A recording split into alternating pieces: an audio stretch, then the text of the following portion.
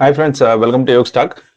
చిన్న quick important update. నేను just ఇప్పుడే అనుకోకుండా న్యూస్ చూసాను అనమాట. అందుకని మీకు అప్డేట్ ఇద్దాము. చాలా ఇంపార్టెంట్ ఇన్ఫర్మేషన్, ఎస్పెషల్లీ స్టూడెంట్ వీసాల గురించి. ఏంటంటే ట్రంప్ అడ్మినిస్ట్రేషన్ ప్రస్తుతానికి స్టూడెంట్ వీసా ఇంటర్వ్యూస్ పాస్ చేసింది. అంటే ఏంటంటే ఇప్పుడు ఎవరైనా సరే ఇంటర్వ్యూకి వెళ్ళాలి అని అపాయింట్మెంట్ తీసుకొని బుక్ చేసుకుంటే వాళ్ళకి ఇంటర్వ్యూస్ ఉంటాయా ఉండవా అనేది మాత్రం కన్ఫ్యూజన్గానే ఉంది. సో నేను కూడా కొంత దీన్ని డిగ్ చేయడానికి ట్రై చేశా. అక్కడిక్కడ పోస్టులు అవి ఇవి చదివా. న్యూయార్క్ టైమ్స్, వాషింగ్టన్ పోస్ట్ అన్నిట్లో కూడా దాదాపు మెన్షన్ చేశారు.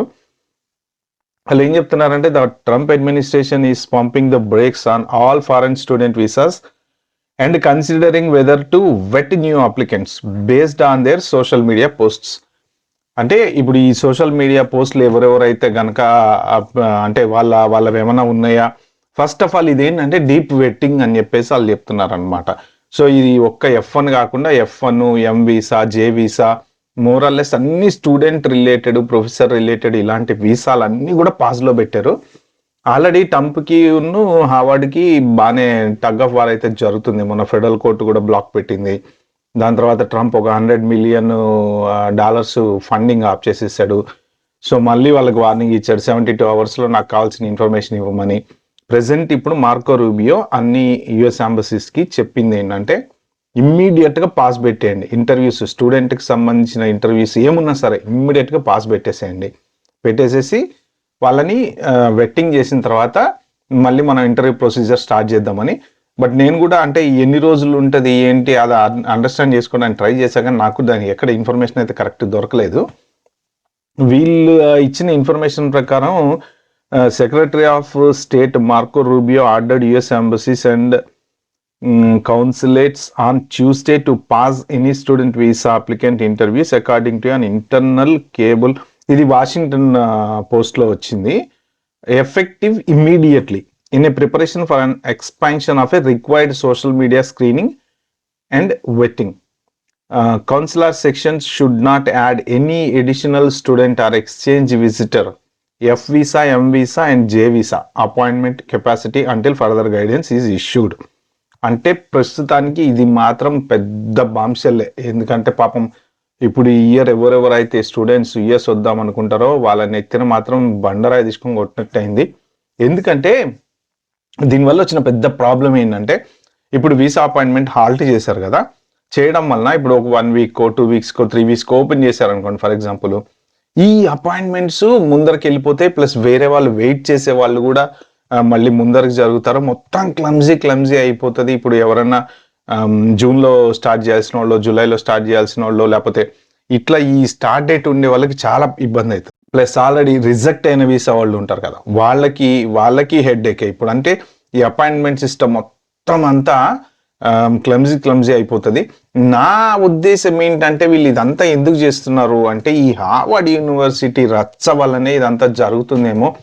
అంటే ఇప్పుడు వేరే యూనివర్సిటీలు కూడా అన్ని దారికి వస్తాయి. మాట విననోడు ఎవడో ఉంటారు కదా, దాని గురించి. లేకపోతే ఇప్పుడు ఒక్క పర్టికులర్ హార్వర్డ్ యూనివర్సిటీ మీదనే వీళ్ళు ఫోకస్ పెట్టారు అన్న ఫీలింగ్ రాకుండా అన్ని యూనివర్సిటీల మీద మేము ఫోకస్ పెట్టాము అని డైవర్ట్ చేయడం కోసం ఏమన్నా, ఇది నా పర్సనల్ థాట్. అంటే ఇది అలా ఏమైనా డైవర్ట్ చేస్తున్నారు. ఎందుకంటే ఇప్పుడు స్పెషల్గా మొన్న హార్వర్డ్ యూనివర్సిటీని ఆపారు కదా, సో స్టూడెంట్స్ని తీసుకోవద్దని చెప్పేసి వాళ్ళు కోర్టుకి వెళ్ళారు, కోర్టు బ్లాక్ చేసింది. అంటే ఇప్పుడు ఏంటంటే మళ్ళీ వాళ్ళది రొటీన్ అయిపోతుంది. వాళ్ళ సెవీస్ పర్ఫెక్ట్గా ఉంటాయి, తర్వాత ఇవి అన్నీ నార్మల్గా ఉంటాయి. సో ఇదొక న్యూస్ అయితే. Present US embassy in India వాళ్ళు అడ్వైజరీ ఇష్యూ చేశారు.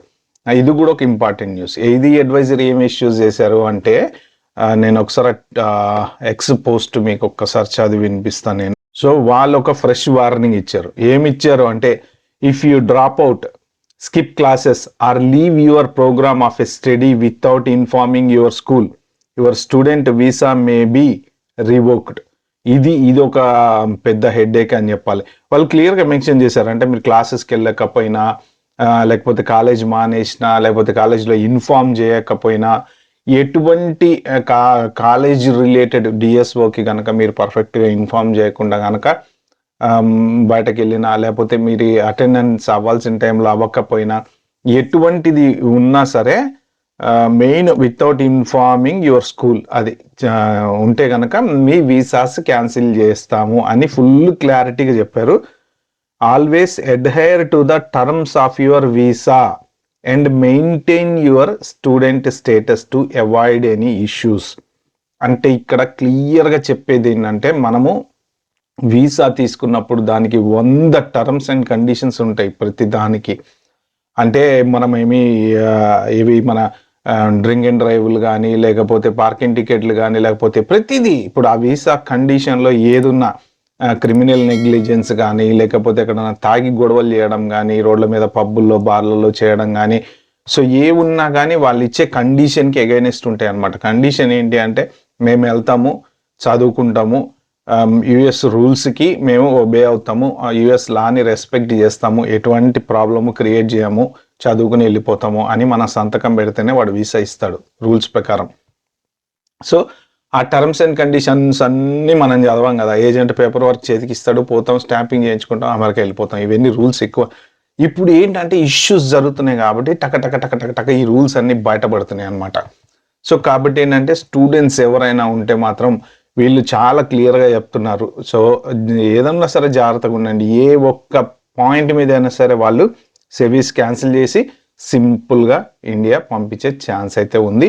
కానీ వాళ్ళు చెప్పేది కూడా క్లియర్గా ఏంటంటే మీ సెవీస్ క్యాన్సిల్ చేసి ఇండియా పంపించే పొజిషన్ వస్తే, డిపోర్ట్ చేస్తే, ఐసోల్ వచ్చి తీసుకుపోయి పంపిస్తే, ఏది చేసినా సరే బార్ చేస్తే మళ్ళీ మీరు వెనక్కి రావడం అనేది జరగదు.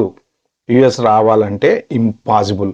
కాబట్టి ఏంటంటే వీలైనంత వరకు జాగ్రత్తగా ఉండండి. ఎక్కడ ఏ పిచ్చి పనులు చేయకండి. షాప్ లిఫ్టింగ్లో లేకపోతే పార్ట్ టైం జాబ్లు, ఎస్పెషల్లీ ఇంకా చాలామంది పార్ట్ టైం జాబ్ చేస్తున్నారు. పార్ట్ టైం జాబ్లు కూడా చేయకండి, రిస్క్ తీసుకోకండి.